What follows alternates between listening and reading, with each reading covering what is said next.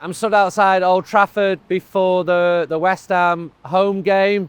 Big game. They're always big games because the mood is just so in flux because you haven't got a clue how Manchester United are going to do. Interesting few days. I was at Crystal Palace on Sunday. Really enjoyed the second half, the atmosphere. The noise that Manchester United fans made towards the end of the game was decent too. And then went back up to Manchester. United We Stand have been finalisted for the Fanzine of the Year award. We didn't win it. We've won it a couple of times before. Then had to deal with a weird story on Wednesday that the former player Remi Moses had died. Remi was is a Manchester lad, very popular in the 1980s alongside Brian Robson.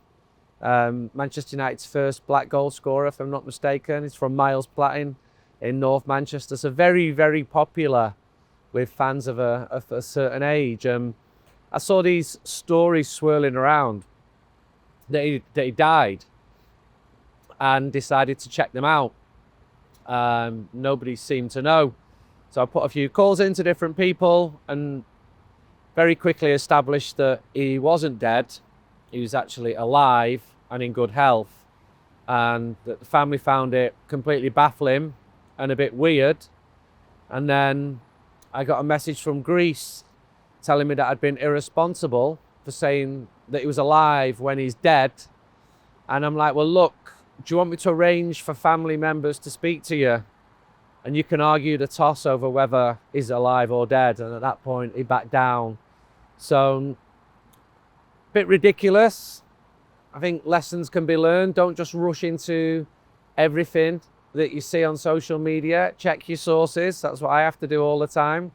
See if they're reliable. And then to Old Trafford for this game. So the last time I did one of these before a game was before Brentford. And I talked about the wild swings in the mood among Manchester United fans. And I pretty much stand by that. And I would expect United to beat West Ham at home because West Ham are poor, but we know what this Manchester United team are like. I would have thought that United would have beaten Everton and wouldn't have beaten Crystal Palace. And what then happens is, if United win, then the fans who back the manager feel vindicated. And if United don't win, then the fans who don't back the manager start to come to the fore. And you've now got these two camps of people who, if United don't win, are saying, oh, well, I told you so, he's not the right man. And then the opposite from those who think that he could be the right man. Nobody's pretending it's perfect. And it's weird. And when United lose, people like me get arsey comments.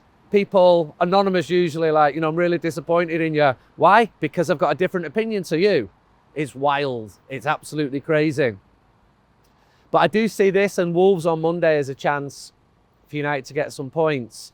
No team, apart from Arsenal, are being consistent this Premier League. And I've noticed the players the last few days talking about Champions League football.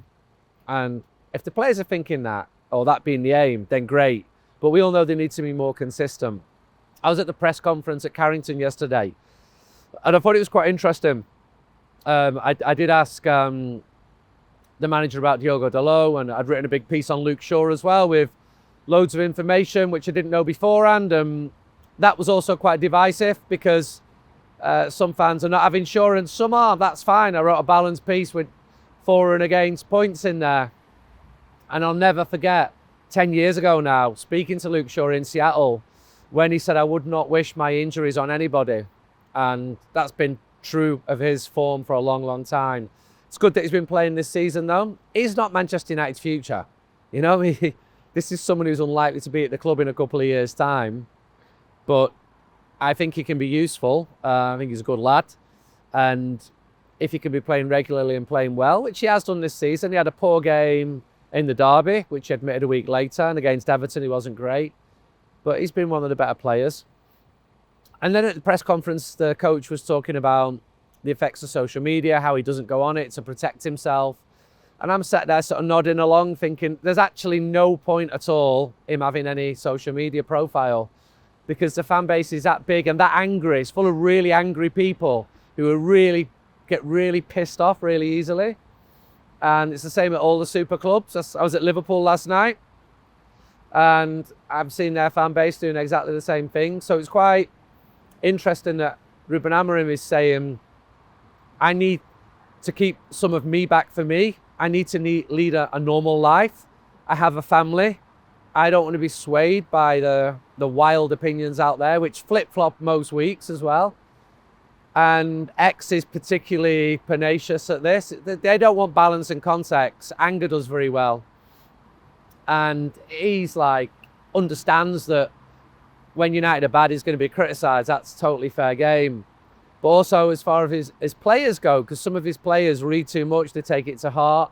And maybe with experience, they'll learn that, you know, they should be thicker skinned. Hopefully they have the personalities that lend themselves to that. And there are pluses when you sign for Manchester United. Your numbers, your profile, it goes really, really high. But that's not for everyone. And we've seen lots of players really struggle when they've come here with the pressure and the constant expectation. But even as Arne Slot was saying, the Liverpool manager, you can not lose too many games at a club like this. And it's the same at Manchester United. So as well as the bad weather, which has been a hallmark of this season for games here, games being played in unusual kickoff times I've been to. So we've got Wolves on Monday night. I mean, United have got to be beating Wolves. Wolves and West Ham last year were absolutely horrendous matches. I hope they're not this year. And then we've got Bournemouth. And then we've got Villa, who are winning all the time. And Newcastle. There's a game against Leeds over Christmas away in the new year. Then it's the FA Cup. Then you've got the AFCON. So I'm going to go to Morocco for a big chunk of that. And then the transfer window opens in January. So United know which areas they want to try and improve. United want a couple of central midfielders, probably another attacker on one of the wings, and a central defender. These aren't going to happen overnight. There's still 2 or 3 more transfer windows before the squad is looking as complete as United want it to look. And hopefully United can get to that point without having to change coaches. And I said a few weeks ago about Elliot Anderson being United's #1 target. That is true, but Manchester City also want him, is my understanding. And because he's very, very good. And other clubs want him as well. But United have got other targets. United are well ahead of knowing what they want in the market. United will likely have money.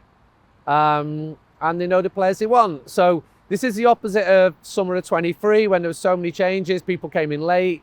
Targets were brought in because they could be done. And players will be sold on as well. January, I mean, United would accept some offers for some players, but it's unlikely to be offers for those players. So I'd be surprised if there was movement in January. I wouldn't be stunned. But the type of players United are going for are exceptionally good, and their clubs do not want to sell them in January.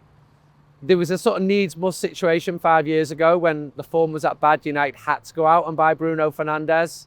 I'd still be surprised if one of the main targets came in January, but would happily be proved wrong. But there's some smart people at the club working on the type of deals that they want to do. There's lots of agents contacting Manchester United, offering their players to United. I've spoken to some of them. I've seen some of the correspondence. A polite thanks but no thanks for certain players. So it's just about squad building. And that's the coach, and that's Jason Wilcox, and that's the scouts and the people around him. So broadly, I think it should improve and get better. And then you wonder about the future of Harry Maguire, who's out of contract, Casemiro, who earns so much money, but yet he's playing well. You know, is there a case for keeping him on a lot less money? So these things have all got to be sorted out. Until then, the focus will be on the matches. Some of the youth teams are doing very, very well. I think there's a youth cup game coming up. And me praying that it stops raining so we can sell some copies of United We Stand. Try and subscribe. We'll send you the next 10 issues and make a really nice Christmas present. And cheers to all the people who do support us. Thank you for watching. Until next time, goodbye.